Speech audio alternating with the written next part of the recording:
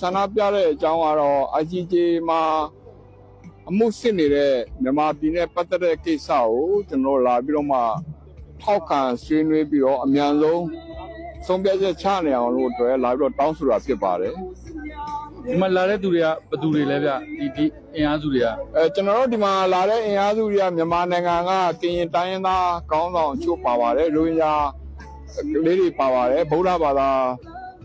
ဦးစင်းလည်းပါပါတယ်ပြီးတော့ကြားဗမာနိုင်ငံသားတွေနဲ့မြန်မာပြည်အနှံ့အပြားကနယ်သာလန်မှာပြောင်းရွှေ့နေထိုင်ကြားတဲ့လူတနည်းအားဖြင့်ပြောလို့ရှိရင်ဗမာပြည်ကထွက်ပြေးလာရတဲ့မြန်မာပြည်သားတွေနဲ့ကျွန်တော်တို့စုပေါင်းထားတာဖြစ်ပါတယ်တချို့လည်းလမ်းမှာလာနေသေးပါပဲရာသူတို့ကစိုးဝါးပြီးတော့လမ်းကြီးကအရန်ကြန့်ကြာလို့ဖြစ်ပါတယ်ဟုတ်ကဲ့ဒီမှာwe stand for truth ဆိုပြီးတွေ့ပါတယ်စိုင်းဘုတ်ကြီးလာတာအရင်တစ်ချိန်ကတော့ we stand with ဆိုတဲ့နေရာမှာ we stand for truth ဆိုတာစားထိုးရတာတွေ့ရပါတယ်ဘာကြောင့်အဲ့လိုဖြစ်ရတာလဲကျွန်တော်တို့တစ်ချိန်လုံးက personal trust လို့ခေါ်တဲ့ပုဂ္ဂိုလ်ရေးယုံကြည်မှုဟာဆိုလို့ရှိရင်ကျွန်တော်တို့မြန်မာနိုင်ငံရဲ့ငြိမ်းချမ်းရေးကိုအကောင့်တွေပေါ်တဲ့နေရာမှာအရန်အခက်အခဲဖြစ်ပြီးတော့ဗမာပြည်မှာအုပ်စုရေးနှစ်စုအသွင်နဲ့ပြိပခအနေထားနေပြီးတော့လူတတ်မှုလူမျိုးလုံးတပ်ပြတ်မှုဖြစ်ကိုဖြစ်သွားပါတယ်ဒါကြောင့်မို့ကျွန်တော်တို့တွေကလူပုဂ္ဂိုလ်ဥဆောင်မှုမဟုတ်ဘဲနဲ့ဥပဒေအရအမှန်တရားပေါ်ကနေပြီးတော့ရပ်တည်ရမယ့်အချိန်ရောက်ပြီဆိုပြီးတော့ကျွန်တော်တို့ဆုံးဖြတ်ချက်ချပြီးတော့ဒီဆိုင်ဘုတ်ကိုကျွန်တော်တို့တုံးတာဖြစ်ပါတယ်ဟုတ်ကဲ့အခုကိုတေးတင်းတို့အင်အားစုတွေကရိုဟင်ဂျာဘက်ကထောက်ခံရက်တီတာကိုကျွန်တော်တွေ့ရတယ်လေအခုက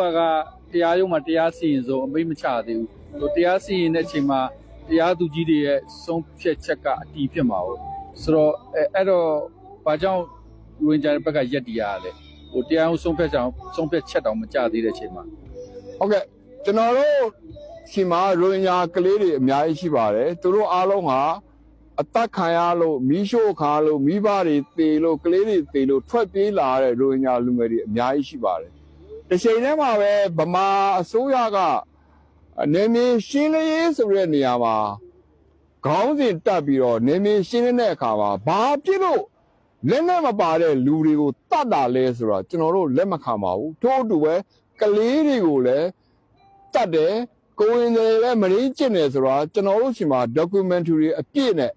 ထွက်ပြေးလာတဲ့ရိုဟင်ဂျာတွေကကျွန်တော်တို့ပြောရပြတဲ့အခါမှာကျွန်တော်တို့အမျိုးမျိုးစစ်ဆေးပြီးတော့ဒါဟာလူသားတယောက်အနေနဲ့ရှိတိုက်တဲ့အတွေးအခေါ်မရှိတဲ့ပြင်လူသားတယောက်လို့မတတ်မှတ်ဖက်နဲ့သူတို့လှုပ်တဲ့အတွက်ကြောင့်မလို့ကျွန်တော်တို့အမှုမှန်ပေါ်နေကြပါတယ်သူတို့ကိုလည်းကျွန်တော်တို့လူသားတယောက်အနေနဲ့ဗမာပြည်သားတယောက်အနေနဲ့ကျွန်တော်တို့ကလက်ခံပြီးတော့နွေးနွေးထွေးထွေးကြိုသွားမှာဖြစ်ပါတယ်ဒါကြောင့်မို့ကျွန်တော်တို့ရိုဟင်ဂျာတွေရဲ့အခြေအနေအမှန်ကိုကျွန်တော်တို့သိကျင်ပါတယ်မြန်သိအောင်လုပ်ဖို့လည်းကျွန်တော်တို့တိုက်တွန်းတာဖြစ်ပါတယ်အခုဒီတရားစီရင်မှုကနောက်ဆုံးချိန်လို့သိရပါတယ်ဒါပြင်စီရင်ချက်ချမှာပေါ့နော်တင်းတင်းတို့အင်အားစုတွေကဘယ်လိုရလက်ကိုမျှော်လင့်ထားလဲကျွန်တော်တို့မျှော်လင့်တာကနောက်ဆုံးဥပဒေကြောင်းရပြောမယ်ဆိုလို့ရှိရင်ဒါကနိုင်ငံတနိုင်ငံနဲ့တနိုင်ငံတရားစွဲတာအဲ့တော့နိုင်ငံတနိုင်ငံကလူမျိုးလုံးတပ်ဖြတ်မှုဖြစ်တယ်ဆိုတာကပြန်ကြည့်လို့ရှိရင်ဟလာဥပဒေရရင်ဘယ်သူတတ်တာလဲဆိုတာတဲ့အဲ့ဒီလိုတတ်ဖို့အတွက်ဖွဲ့စည်းပုံအခြေခံကခွင့်ပြုလားခွင့်ပြုဘူးလားဆိုတာကို ICJ ကတရားသူကြီးတွေလေ့လာစမ်းစစ်ဖို့အတွက်ကျွန်တော်တို့စာတမ်းတွေတင်ထားပါတယ်စာတွေပို့ထားပါတယ်တကယ်တမ်းဖြစ်တာကကျွန်တော်တို့နိုင်ငံကလူအခြေခံလူအခွင့်အရေးကိုလေးစားလိုက်နာမှုမရှိတဲ့2008ဖွဲ့စည်းပုံကြောင့်မလို့ဒီကနေ့တပ်မတော်ဟာ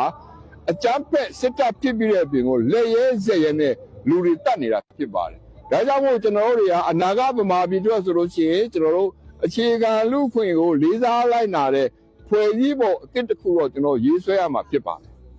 အဲ့တော့ဒီဆန္ဒပြပွဲကိုကြည့်ရတချို့တွေကလည်းဒီစစ်တပ်ကလာတဲ့ဥက္ကိုလိုင်းတို့ကိုယ်စားလှယ်ပွဲကိုဆန္ဒပြတဲ့သဘောလည်းတွေ့ရတယ်ဆိုတော့ဒီစစ်တပ်ကိုယ်စားလှယ်အဖွဲ့ကိုရောဘယ်လိုသဘောထားရှိလဲစစ်တပ်ကိုယ်စားလှယ်အဖွဲ့ကိုကျွန်တော်ပြောချင်တာကဒီကနေ့ရိုဟင်ဂျာနဲ့ဗမာပြည်ဖြစ်တဲ့ပြဿနာဟာအရင်တုန်းကရဲဘော်၃ကြိမ်လက်ထက်ကရေးထားခဲ့တဲ့မှတ်တမ်းကို ကြောင့်မလို့ဆက်ဖြစ်တယ်လို့ကျွန်တော်ကယူဆတယ်ဒါကြောင့်မလို့ကျွန်တော်တို့အနေနဲ့ပြောနေတာကလာမဲ့အနာဂတ်တက်မတော်မှာဒီတမိုင်းဆိုးတွေကိုကျွန်တော်တို့မေ့ထားရမယ်လူလူချင်းဆက်ဆံဖို့လိုတယ်နောက်တစ်ခုကဗမာအစိုးရနဲ့ဗမာစစ်တပ်ကိုပြောနေတာကခမည်းတော်တမိုင်းကိုတူးပြီးတော့ခမည်းတော်အာဏာရဖို့ဆက်မလုပ်ပါနဲ့အဲ့ဒါကိုဗမာတနိုင်ငံလုံးကလည်းဆန္ဒပြပြင်ကိုလက်နက်ကင်တော်လှန်ရေးလုပ်နေတယ်နိုင်ငံတကာနဲ့လူလူနဲ့အစိုးရတွေကလည်းလက်မခံမှုဆိုတာကိုခမည်းတော်ကိုသိနေခြင်းနဲ့ခမည်းတော်နောက်မှာစီးပွားရေးလုပ်ချင်တဲ့သူတွေနဲ့တရုတ်ရုရှားပဲနည်းနည်းပဲရှိတော့တယ်မကြခင်ခမည်းတော်ဆင်းရမှာဖြစ်တယ်အဲ့ဒီအတွက်ကြောင့်မလို့ခမည်းတော်အခုတည်းကပြင်ဆင်ထားပါလို့ကျွန်တော်ဒီနေ့ကသတိပေးချင်ပါအဲ့တော့ဒီတရားကြားနာမှုက29ရက်နေ့ဒီလ29ရက်နေ့နောက်ဆုံးလို့သိရပါတယ်အခုကရက်20ဆို9ရက်ကြံသေးတယ်ဆိုတော့ဒီနယ်သာလန်မှာရှိတဲ့အင်အားစုတွေနဲ့တခြားဒီတရားစီရင်မှုနဲ့ပတ်သက်ပြီးကြားနာမှုနဲ့ပတ်သက်တခြားဘာအစီအစဉ်တွေမှရှိသေးလဲဗျကျွန်တော်သိတော့ကတော့ဥရောပမှာရှိတဲ့ရိုညာအုပ်စုတွေက28 29မှာထပ်ပြီးတော့ဒီမှာလာပြီးတော့မှ ICJ မှာရှိတဲ့တရားသူကြီးဖွဲ့ဝင်တွေကိုမြန်မြန်ဆန်ဆန်အမှုပေါ်ပေါက်ဖို့အတွက်လာရောက်တောင်းဆိုမယ်လို့ကြားထားပါတယ်ခင်ဗျာဆို2019တုန်းကတော့ဒါ Wisdom Wit ဆိုတဲ့အင်အားစုတစုရှိတယ်เนาะ Ranger တွေဘက်ကထောက်ခံတဲ့အင်အားစုရှိတယ်အခု Wisdom Wit ဆိုတဲ့အင်အားစုတွေမရှိတော့ဘူးပျောက်သွားတယ်အဲ့ဒီအခြေအနေကိုဘယ်လိုနားလဲWisdom Wit လို့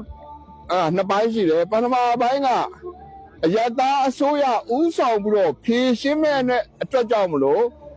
Wisdom ဒေါ်စန်းစုကြည်လို့ပြောရမယ်ဒီကနေ့အယတာအစိုးရကိုဥဆောင်ပြီးတော့ဖြည့်ရှင်းမဲ့ဒေါ်စန်းစုကြည်ကိုယ်တိုင်ကစစ်တပ်ကဖမ်းဆီးချုပ်နိုင်ခြင်းကိုခံလဲရတယ်ဘယ်သူနဲ့မှလည်းတွေ့ခွင့်မရဘူးကျွန်တော်တို့